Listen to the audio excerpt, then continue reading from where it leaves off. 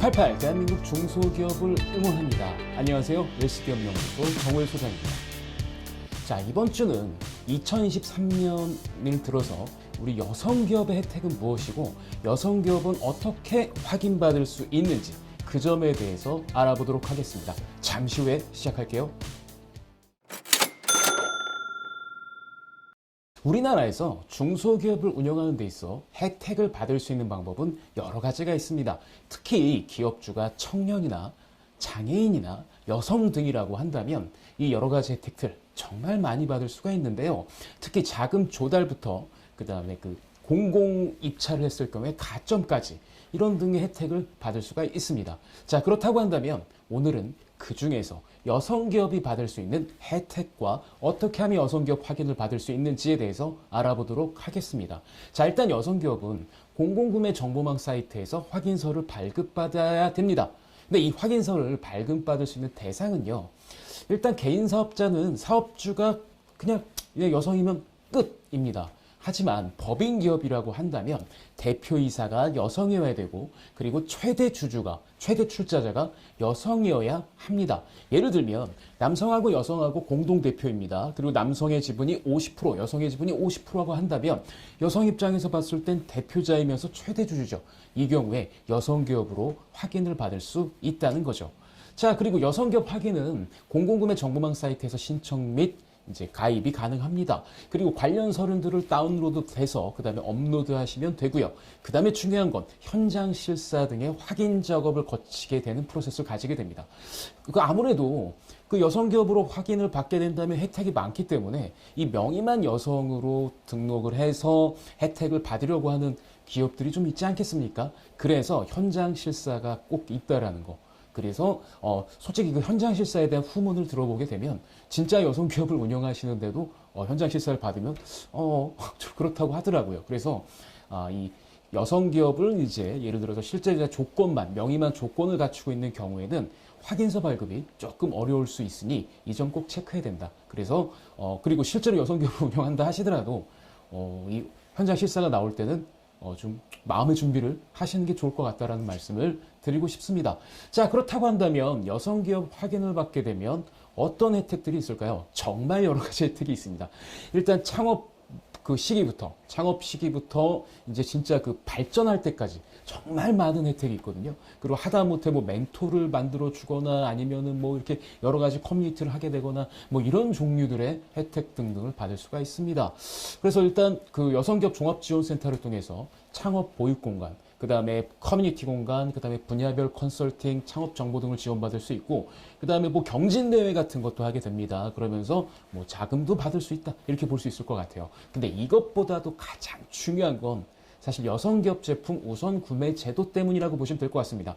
자, 공공기관은 구매 총액의 5% 이상, 공사의 경우는 구매 총액의 3% 이상을 반드시 여성기업의 제품이나 용역 등을 구매해야 되기 때문에 여성기업 확인을 받게 되면 가끔 연말에 전화 한 통으로 좋은 계약이 성사될 수도 있다는 거 명심하시면 좋을 것 같습니다.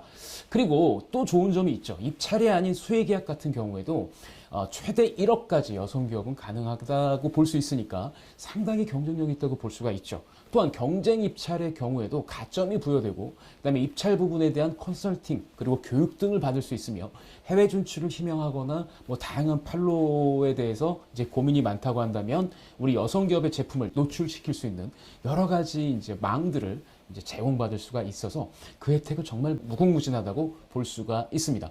이런 여성기업 조건이 갖춰지시고 실질로 여성기업을 운영하고 계시는 대표님들이라면 언제든지 연락 주십시오. 그리고 여성기업 확인은 꼭 받으시는 게 받지 않는 것보단 정말 그냥 완전히 차이가 크다라고 보시면 될 것 같습니다. 자, 이제 여성기업 확인에 대해서 좀 알아봤다고 한다면 이제 하나 더 알아볼 차례가 있습니다. 자, 대표님들 지금 뭐 하는 시기입니까? 아마 2월 달이니까 이제 지난해 마감 친 걸 이제 예쁘게 정리하는 시기가 우리가 2월 달이 아닌가 싶습니다. 만약 외감기업이라고 한다면 이제 가결산 등의 작업들이 좀 이제 시작이 되어야 될 것 같고요.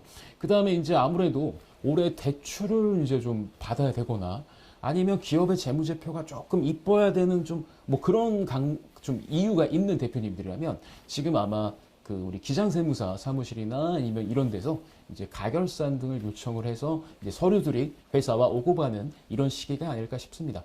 이럴 때 꼭 확인해야 되는 점 하나 제가 말씀드리겠습니다. 자, 혹시 법인에 가지급금이 있다면 이제 체크하셔야 되는 거죠.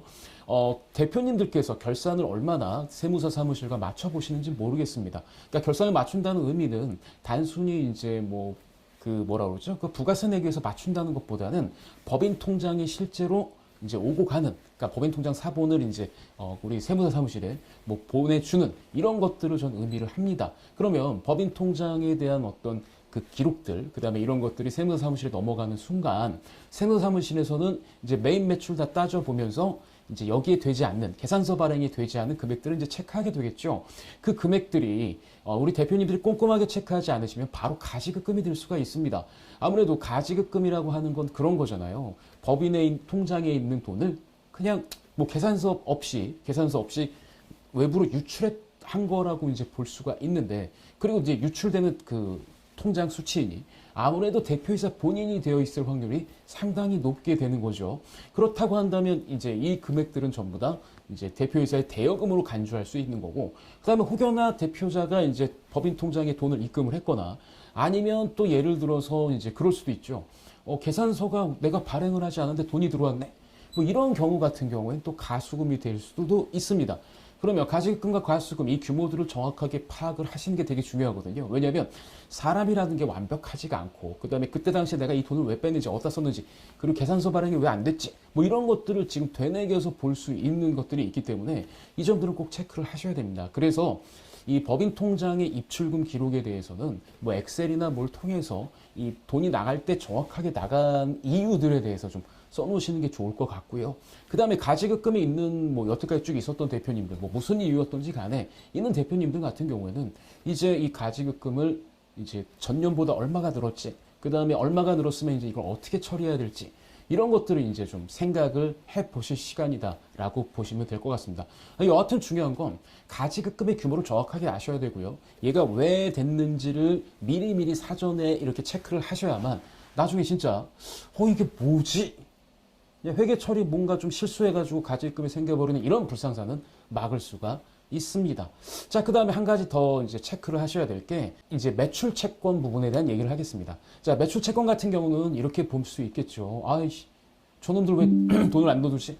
저분들이 왜 돈을 안 넣어두지? 뭐 이렇게 볼 수는 있겠습니다만, 근데 중요한 건 회수가 불가능한 채권들을 대표님들은 알고 계시잖아요. 그러니까 회수가 불가능한 채권들 같은 경우는 이제 좀 얘를 계속 놔둘 것이냐, 아니면 대손 처리를 할 것이냐, 그럼 대손 처리를 하려면 어떤 방법들이 있는가, 이 점에 대해서 미리 준비를 하셔야 됩니다. 그래서 특히 이제 이 가지급금이나 그 매출 채권인데 회수 불가능한 채권들, 이런 것들을 보통 법인의 부실자산이라고 하게 되는데요.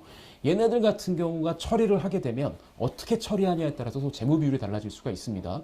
그 다음에 이게 또 회계 처리를, 가지급 같은 경우는 이제 뭐 회계 처리를 어떻게 하냐, 아니면 이거 세무조정상으로 남겨주냐, 예를 들어서 이런 거예요. 가지급 인정이자만큼 그냥 손익계산서에 손익을 잡아버릴까?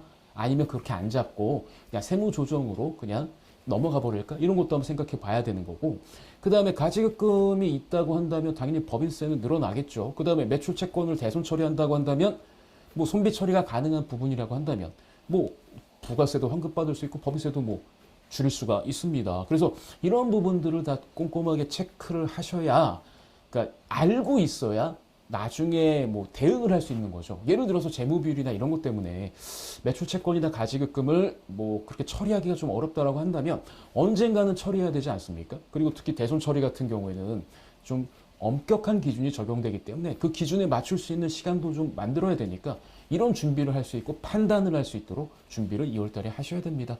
자, 그 다음에 만약에 자금 차입의 계획이 있다라고 한다면 꼭 체크하셔야 될 부분이 있죠. 우리 회사 재무제표 정말 미리 한번 체크하셔야 됩니다. 그래서 어떻게 마무리를 지어야 이 재무제표, 화장이라고 할게요. 어떻게 재무제표를 이렇게 화장을 해야 상대방이 이 기업은 돈을 빌려줘도 되겠어. 이 기업은 투자해도 될 것 같아. 이런 시그널을 줄까? 이런 것들을 고민해 보셔야 되는 거죠. 그래서 기본적으로 부채 비율, 그 다음에 유동 비율, 그 다음에 당좌 비율 같은 경우는 기본적으로 체크하면서, 그 다음에 혹시나 벤처 인증이 필요하거나 뭐 벤처기업 확인이 필요하다, 뭐 이런 기업이라면 연구개발비를 어떻게 잡지? 뭐 이런 등등의 어떤 재무제표를 만드는 일들을 미리 준비하셔야 된다. 그래서 오늘의 결론입니다. 제가 말씀드린 내용들에 해당이 되신 대표님들이라면 지금 세무사 사무실에 전화하세요. 그리고 가결산을 빨리 보자고 얘기를 해 주십시오. 그리고 우리 직원들, 우리 특히 격리하는 분들 빨리빨리 해서 세무사 사무실에 이 우리 결산 서류들을 빨리 넘길 수 있도록 진행을 해주시면 정말 베스트가 아닐까 싶습니다. 이번 주는 여기까지입니다. 대표님들께서 좋아요, 구독, 알림 버튼을 눌러주신다면 저희가 컨텐츠를 만드는데 정말 많은 도움이 됩니다.